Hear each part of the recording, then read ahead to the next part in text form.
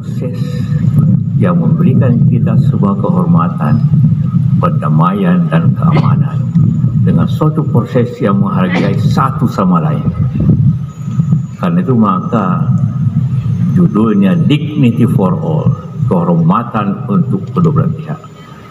Karena itu pembatasan sebelum pergi harus pakaian baru semua, harus kasih motor, harus kasih mobil, supaya masuk kota dengan hormat, terhormat. Jadi tidak ada yang menyerah, semuanya tidak ada menyerah, hanya berdamai. Inilah kehormatan, inilah perdamaian yang bisa meninggikan kita. Kenapa perdamaian ini tumbuh dengan baik? Karena kita menjaga kehormatan satu sama lain dengan jaminan-jaminan tertentu. Alhamdulillahirabbil wassalatu wassalamu ala asyrafil anbiya'i wal mursalin sayyidina Muhammad wa ala alihi washabbihi ajmain. Amma ba'd. Saya hormati Yang Mulia Pak Wali Mahmud. Beliau ini sudah sejak 18 tahun lalu kita selalu bertemu membicarakan masa datang. Pak Gubernur, Pejabat Gubernur yang saya hormati, Panglima dan Kejati serta Ketua DPR, Pak Polisi, para hadirin yang saya hormati, Pak Abu Bakar, ada sini teman saya juga semuanya. Pertama-tama, marilah kita bersyukur. Sebagaimana awal tadi Qari membacakan la in syakartum wa atidanakum wa in kafartum inna katsirul syadid. Hanyalah orang bersyukur akan ditambah pahalanya. Tapi apabila kita tidak bersyukur maka akan diberikan azab. Alhamdulillah tiap tahun kita bersyukur. Samping itu mengenai perdamaian Aceh ini yang telah merambah banyak masalah sebelumnya, tapi alhamdulillah kita hadir di sini dengan baik. Sebelumnya waktu kacau, kalau saya ke Banda Aceh, jam 6 toko-toko sudah tutup, tidak ada lagi kopi dan sebagainya. Tapi alhamdulillah sampai tengah malam sekarang kita minum kopi, bisa apa dan sebagainya. Itu rahmat yang diberikan di samping Allah yang tentu. Kenapa terjadi konflik? Bukan hanya di Aceh, Papua, di Ambon dulu, di Poso, di Kalimantan, dulu di Sulawesi ada Permesta PI, di Sumatera Barat ada Permesta. Semua itu sumbernya satu, keadilan. Masyarakat menganggap bahwa pemerintah tidak menjalankan pemerintahan dengan baik dan tidak adil. Aceh kaya dengan sumber daya alam yang luar biasa, tapi masyarakat Aceh tidak menikmati sepenuhnya. Disitulah periode pemerintah merasa di Sumatera kurang adil, di Sulawesi, maka timbullah banyak konflik-konflik. Karena itulah kita semua berusaha dua hal: menghentikan konflik, mendamaikan konflik, dan menjalankan pemerintahan yang adil. Itulah kunci, itulah masalah bangsa ini yang selalu kita harus selesaikan sebaik-baiknya. Aceh sejak dahulu dikenal sebagai para pejuang hero. Saya kira di Jakarta, jalan di Jakarta, paling banyak pahlawan-pahlawan Aceh disebut di jalan. Mulai Panglima Poli, Kejaklin, dan Tengku Umar, Wambonjol di Sumatera dan sebagainya. Kalau orang Sulawesi, Makassar, Bugis cuma satu, cuma Jalan Hasanuddin. Tapi Aceh barangkali ada 10 pahlawan di jalan di Jakarta. Itulah tanda penghormatan bangsa ini, bahwa Aceh adalah penuh para pahlawan-pahlawan yang mendirikan bangsa ini dengan segala bentuk perjuangannya, yang memberikan kita jalan kemerdekaan secara bersama-sama. Karena itulah maka memperingati hari ulang tahun yang ke-18 perdamaian Aceh, adalah momentum kita selalu bersyukur dan tentunya melihat ke depan. Hari ini bukan hanya selalu melihat masa lalu, tapi melihat bagaimana kita masa depan. Kita memperingati Hari Perdamaian, penandatanganan di Aceh ini. Pertama, kenapa di Helsinki? Sebelumnya, sebenarnya 2 tahun lebih sebelum PMU kita, saya sudah berusaha untuk bekerja. Setelah gagalnya Jenewa, gagalnya Tokyo. Tapi untuk berbicara dengan Tengku Mali tidaklah mudah. Bagi saya harus berbicara langsung sebagai sahabat. Dan itulah maka pernah saya ke Kuala Lumpur untuk bicara Pak Usman Lampauawe, gagal juga. Pernah ke Batam, dibilang ini dekat dengan, gagal juga. Saya ambil kesimpulan, bikin tim dan berbicara. Dr. Farid berusaha untuk berbicara di Swedia, Stockholm. Berbagai cara, saya ke Amsterdam untuk berbicara dengan Said Mustafa. Ada Pak Said di sini. Beliaulah yang saya ajak bicara pertama, yang mengajak perang 100 tahun. Saya bilang, oke, kita perang 100 tahun kalau begitu, tidak mau damai. Tapi saya katakan, yang tewas, yang meninggal nanti bukan orang Jawa, tapi orang Aceh, karena pernah jadi Aceh. Baru sadar, oh nanti bagi banyak korban kalau begitu. Akhirnya kita mencari jalan untuk perdamaian itu.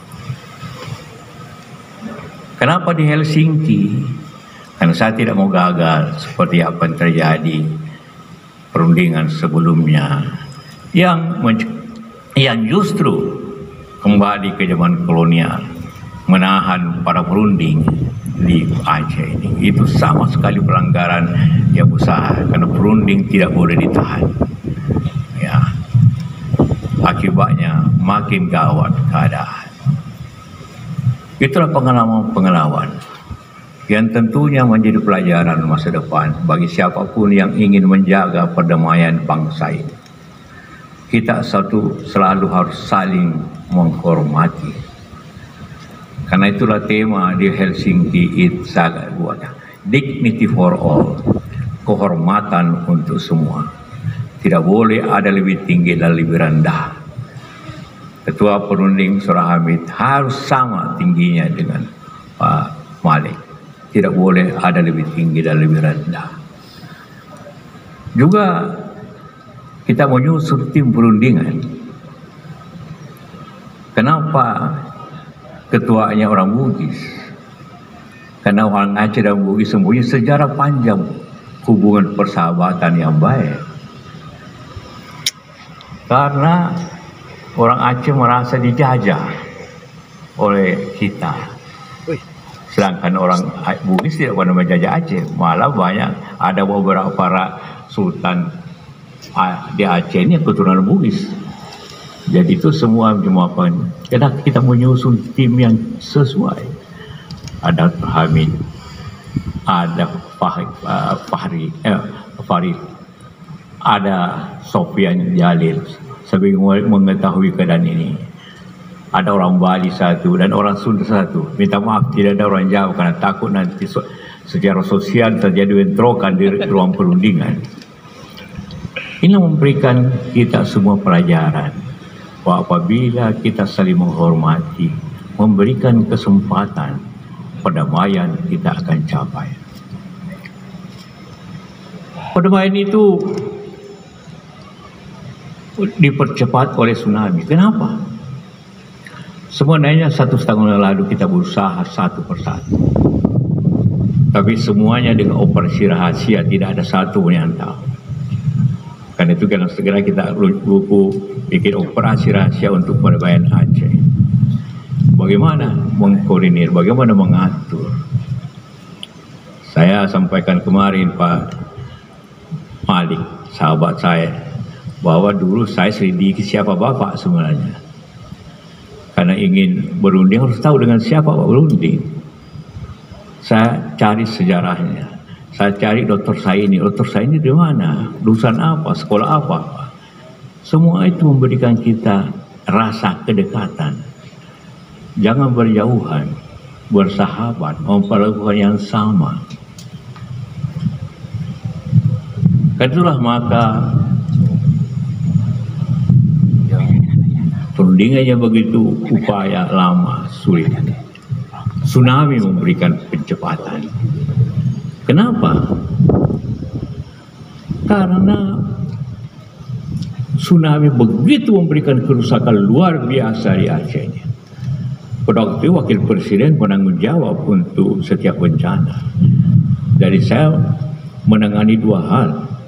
Menangani bencananya, tetapi saya membuat waktu 6 bulan harus kita tanggap darurat di Aceh, membantu membuat rumah sederhana, memberikan makanan sebagainya korban tsunami.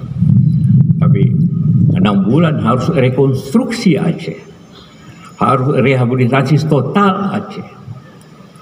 Tanpa kedamaian ini tidak mungkin dilakukan. Karena itulah maka kita timnya Pak Sofyan dengan Hamid harus selesai 6 bulan. Karena 6 bulan harus rekonstruksi di Aceh. 50 negara datang untuk membantu rekonstruksi Aceh. Tapi setiap datang mesti dikawal tentara, Bapak Panglima. Bagaimana mungkin mereka bekerja apabila Juli harus damai. Jadi tetapkan waktunya, pokoknya Juli harus damai. Dan proses itulah yang berjalan. Dan juga Finland. Kenapa di Helsinki? Karena dekat dengan Swedia. Saya tidak mau Swedia, pokoknya jangan berunding di Indonesia dan Swedia. Harus berunding di luar dua negara ini. Jadi bertanggung jawab juga Uni Eropa. Maka dengan proyek seperti itu, Pak Atisari sebagai mediator luar biasa mengatur. Kita kontrol dari Jakarta, memberikan izin apa maunya. Dan kedua dicapailah perundingan itu setelah berunding 6 kali. Tidak boleh lebih dari 6 saja, 6 kali. Tiap bulan. Semua bersifat rahasia. Tidak ada yang boleh tahu bahwa Timur berunding di Swedia, di Finland. Nanti pada ujungnya baru kita buka. Supaya jangan ada pro kontra. Pro kontra. DPR pun tidak tahu. Yang tahu cuma Presiden dan Panglima bahwa ada perundingan di Aceh. Panglima saya menjaga. Panglima Pak Tarto luar biasa. Dan kita berunding. Dan tidak ada jenderal yang Panglima yang ingin pasukannya tewas untuk bangsanya sendiri. Buat apa kita berperang untuk bangsa sendiri? Itulah prinsip-prinsip pokok sehingga perdamaian itu bisa dicapai. Karena saling menghormati, saling melihat masa depan Aceh ini. Jangan terus jangan kena tsunami, kena lagi masalah keamanan double. Maka Aceh akan terpuruk. Karena itu kita naikkan dengan rekonstruksi dan pihak dan perdamaian dari pihak. Dan alhamdulillah bertepatan dengan Agustus ditandatangani setelah selesai bulan Juli. Inilah perundingan yang kemudian menjadi contoh di seluruh dunia. Saya diundang ke Filipina, ke Thailand, ke Myanmar, ke Kolombia untuk mengajari mereka bagaimana. Semua satu permintaannya, Pak Presiden, kita ingin damai seperti di Aceh. Jadi Aceh ini menjadi prototipe contoh suatu perdamaian. Contoh suatu menjaga perdamaian dengan kehormatan. Salah satunya ialah GAM tidak pernah menjarakkan senjata. Tidak ada perdamaian di dunia tanpa menjarakkan senjata, tapi di Aceh tidak diserahkan, dipotong oleh GAM sendiri, potong. Jadi tidak menjarakkan. Tentara hanya dapat separuhnya untuk disimpan sebagai bukti. Ini semua dipelajari di dunia. Bagaimana bisa menjaga. Secara bersamaan tentara dari luar pulang. Saya dikasih tahu pada waktu itu bahwa tentara di sini ada 40 batalion. Bayangkan banyaknya. Hanya dengan 3.000 kombatan menurut di atmosfer tinggi dikatakan 40, 3.000. Itulah proses yang memberikan kita sebuah kehormatan, perdamaian dan keamanan dengan suatu proses yang menghargai satu sama lain. Karena itu maka judulnya Dignity for All, kehormatan untuk kedua belah pihak. Karena itu pembatasan sebelum pergi harus pakaian baru semua, harus sesi motor, harus mobil, supaya masuk kota dengan hormat, terhormat. Jadi tidak ada yang menyerah, semuanya tidak ada menyerah, hanya berdamai. Inilah kehormatan, inilah perdamaian yang bisa meninggikan kita. Kenapa perdamaian ini tumbuh dengan baik? Karena kita menjaga kehormatan satu sama lain dengan jaminan-jaminan tertentu. Tsunami diatasi dengan BRA, integrasi ditemukan BRA, semua berjalan sesuai jadwal-jadwal. Bahwa masih ada kekurangan-kekurangan yang tentu harus dilengkapi. Tentu apa yang dikatakan Pak Teguh Malik tadi, tentu menjadi perhatian. Walaupun saya tidak lagi di pemerintahan, tapi saya merasa tetap dekat hatinya dengan orang Aceh, dan saya tetap memberikan tanggung jawab moral bahwa perdamaian itu juga tanggung jawab saya. Dan saya datang di sini untuk menyampaikan rasa senang, rasa hormat, dan rasa tanggung jawab bahwa ini harus diteruskan sebaik-baiknya. Bagaimana ke depan? Tadi juga sampaikan bukan hanya sebelumnya juga ada konflik di Aceh dengan DITI. Konflik karena janji daerah istimewa tidak dilakukan. Janji bahwa tidak disukan Kodam sendiri, tidak dijalankan. Karena itu saya katakan hendak ikat perjanjian itu dengan undang-undang. Sehingga yang berlaku sekarang ini sebenarnya latar belakangnya adalah Helsinki, yang formal hukum yang berlaku pada undang-undangnya. Karena kalau hanya MOU, maka hanya yang kena yang bertanda tangan hanya pemerintah, ya. Tapi kalau undang-undang, seluruh bangsa terikat untuk menjalankan undang-undang itu. Itulah sebabnya kenapa harus ada undang-undangnya, menyebabkan ini tanggung jawab bersama. Tidak lagi terulang pada masa lalu bahwa hanya tanda tangan kemudian selesai, dianggap selesai. Tidak dilanjutkan dengan kewajiban semua pihak untuk menjalankan isi daripada perjanjian itu. Itulah maka, ke depan tentunya tujuan kita adalah kesejahteraan. Tujuan kita adalah kemakmuran. Bahwa Aceh ini secara statistik dianggap bahwa terendah. Tapi saya tidak percaya Aceh ini lebih termiskin. Saya lihat begitu banyak kendaraan, begitu banyak kemacetan, begitu banyak gedung, begitu banyak universitas, kemajuan luar biasa. Dan saya percaya semangat orang Aceh adalah semangat pengusaha entrepreneur yang kuat. Zaman dulu di Medan bukan pengusaha dari mana, pengusaha Aceh yang menguasai Medan. Saya mempunyai perasaan yang sama dengan Pak Teguh Malik, karena dia selalu sejak dagang bergaul dengan orang Bugis, dia mengerti bahasa Bugis sedikit-sedikit. Jadi kita lebih dekat di hati karena ada pengertian yang sama. Inilah faktor yang penting. Aceh selalu berikan kewenangannya lebih daripada daerah lain. Diberikan dana otsus yang lebih banyak dibanding daerah lain. Diberikan fasilitas yang berbeda. Saya bersyukur bahwa diketemukan baru saya sumber gas dan minyak di Aceh lagi. Baik juga di onshore, di laut. Semua itu akan menambah penghasilan luar biasa. Karena kalau itu di onshore dan itu daerah teritorial Aceh, maka Aceh akan mendapat 70% daripada hasilnya. Di daerah lain hanya mendapat 15. Maka sekarang harus pimpinan-pimpinan Aceh mempersiapkan generasi muda untuk itu. Kirim orang untuk belajar minyak lagi. Kirim orang anak-anak belajar gas lagi. Karena saya yakin 5 sampai 10 tahun yang akan datang akan terjadi eksplorasi yang lebih besar akan berperan di Aceh, dan 70% hasilnya jatuh ke Aceh.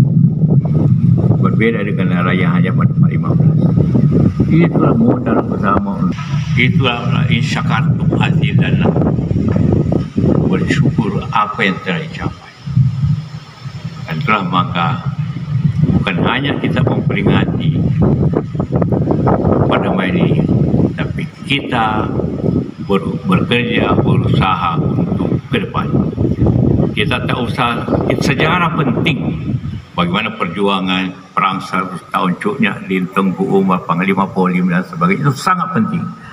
Tetapi masa kejayaan itu dalam masa mereka. Masa kemajuan kita ialah tangan kita masa depan.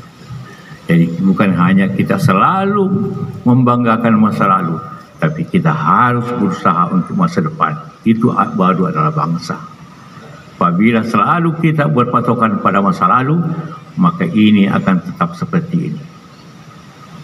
Masa lalu kita bangga belajar, mereka berjuang bagaimana. Tapi mereka berjuang dengan peran, kita berjuang dengan teknologi, kita berjuang dengan segala kemampuan entrepreneur, kita berjuang dengan pertanian yang bagus.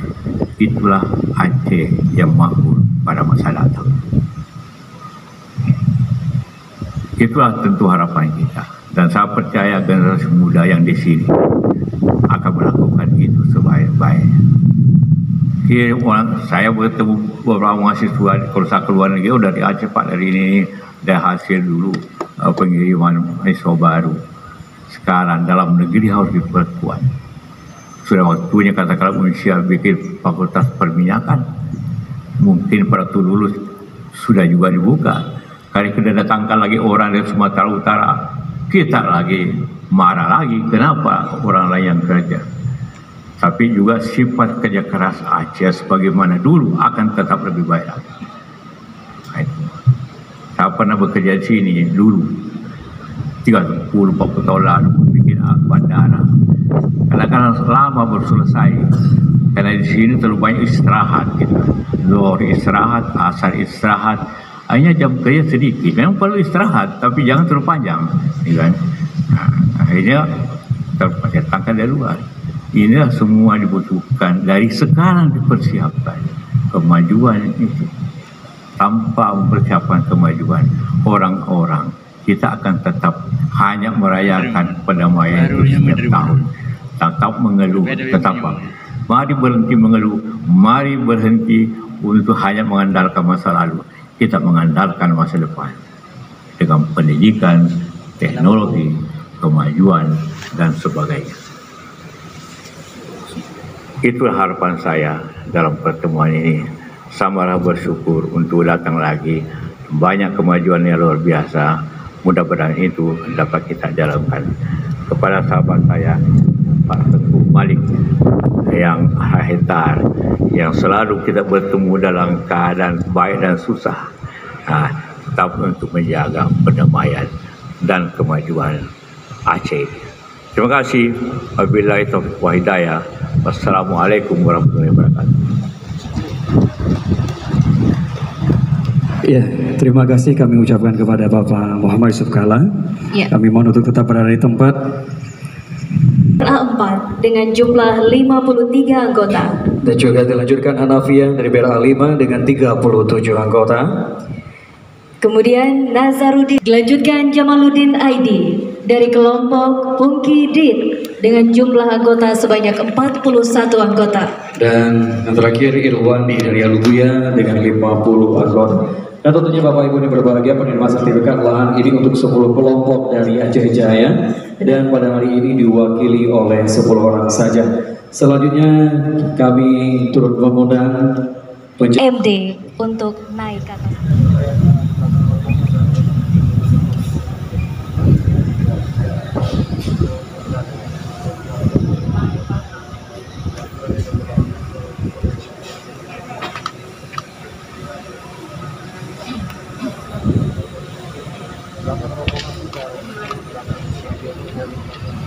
Iya, tentunya Bapak Ibu berbahagia, penerima sertifikat lahan untuk 10 kelompok dari Aceh Jaya ini diserahkan di momen yang berwajah.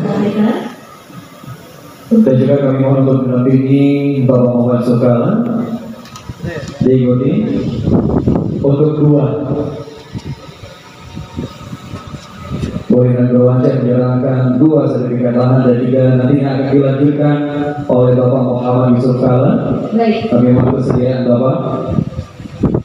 Baik, kita saksikan penyerahan sertifikat lahan kali ini diserahkan oleh Paduka Yang Mulia Malik Mahmud Al-Hajjah kepada Azhari dari kelompok Imbon 1.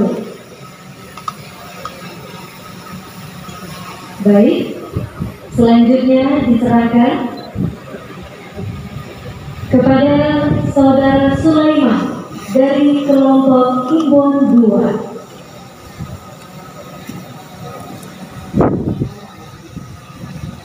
Selanjutnya dilanjutkan oleh Bapak Muhammad Sukala yang akan menyerahkan sertifikat lahan untuk Ansari dari Imbun 3 dengan 85 anggota. Selanjutnya diikuti oleh Penjabat Gubernur Aceh Bapak Ahmad Marzuki untuk bisa menyerahkan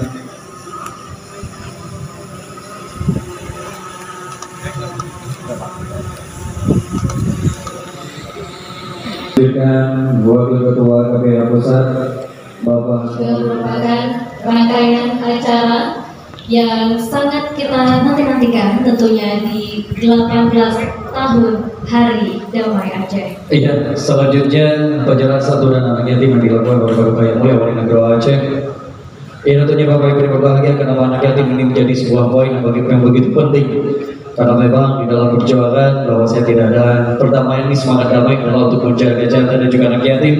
Dan karena memang anak yatim memiliki kelebihan yang begitu luar biasa. Di dalam hadis Rasulullah mengatakan orang-orang yang menyayangi anak-anak yatim di surga akan begitu dekat denganku, layaknya jari tengah dengan jari telunjuk. Dan tentunya anak yatim inilah yang harus benar-benar kita jaga, kita santuni. Dan karena memang pada mereka Allah berikan keberkahan dan kasih sayang yang begitu berlebih oleh baginda Nabi besar Muhammad SAW. Ya. Dan santunan kepada anak yatim ini diserahkan secara simbolis karena ini sebenarnya akan diserahkan kepada 200 orang anak yatim. Baik, masih kita saksikan penyerahan santunan yang diberikan oleh Paduka Yang Mulia Malik Mahmud Al-Hajjah. MOU Helsinki RI Dagang, implementasi MOU Helsinki demi perdamaian Aceh yang berkelanjutan. Ya, tentunya kita berharap semoga perdamaian ini tetap terjaga dan terus terjaga. Baik, untuk rekan-rekan media,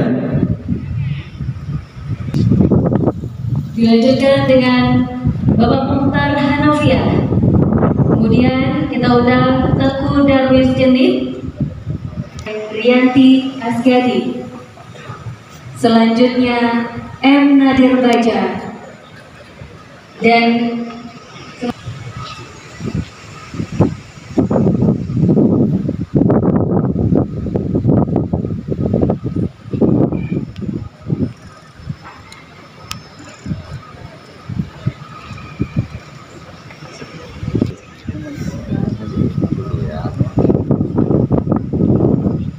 baik, selanjutnya kita saksikan penyerahan plakat perdamaian Aceh.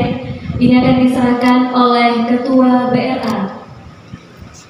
Iya, Bapak Ibu berbahagia, untuk pertama kita saksikan penyerahan plakat yang diserahkan langsung oleh Ketua Badan Reintegrasi Aceh, Bapak Suhendri AMD, yang terima langsung oleh Bapak Muhammad Sukala selaku inisiator perdamaian Aceh 18 tahun silam. Dilanjutkan kepada Paduka Yang Mulia Wali Negara Aceh. Ya.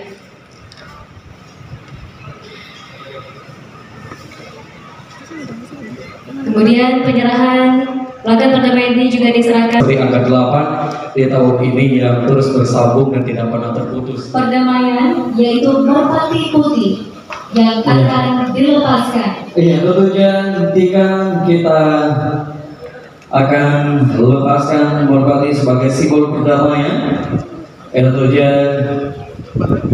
Kita akan lepaskan bersama. Kita tunggu sejenak Bapak. Iya, kita akan menghitung waktu mundur bersama. Tinggal satu lagi. Ya, kita memiliki 5 berbanding baik. Kita hitung mundur untuk acara pelepasan simbol perdamaian Aceh. 3, 2, 1. Beri tepuk tangan yang meriah. Dan tentunya besar harapan kita sebagaimana bebasnya merpati ini, maka seluruh perdamaian kita akan terus berjalin dan akan hadir perdamaian Aceh dan abadi. Terima kasih untuk kepada seluruh tamu kehormatan. Kami ucapkan Iya, berbagi tentang perdamaian hari ini dan tentunya Tika. baik. Kita juga berharap bahwa saja tidak ada lagi pertumpahan